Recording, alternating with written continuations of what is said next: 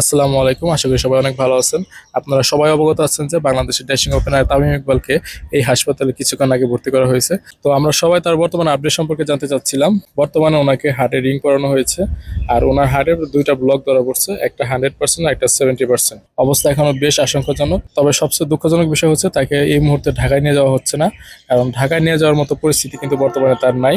সে life সাপোর্টের নিবিড় পর্যবেক্ষণে রয়েছে। অবস্থা যদি একটু উন্নতি ঘটে তাহলে অবশ্যই ঢাকায় নিয়ে যাওয়া হবে, হেলিকপ্টারের ব্যবস্থা করা হয়েছে। আর এদিকে বাংলাদেশ ক্রিকেট বোর্ডের সভাপতি ফারুক আহমেদ কিন্তু অলরেডি চলে আসছেন এই হাসপাতালে।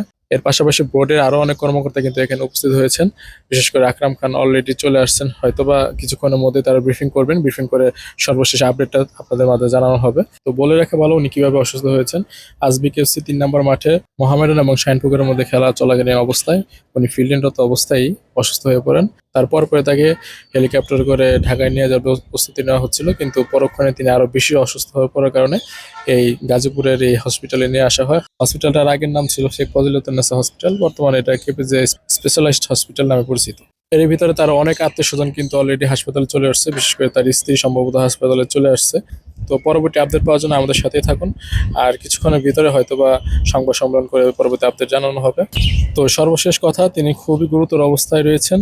অবস্থা খুবই আশঙ্কাজনক এবং দেশবাসীর কাছে দোয়া চাচ্ছেন।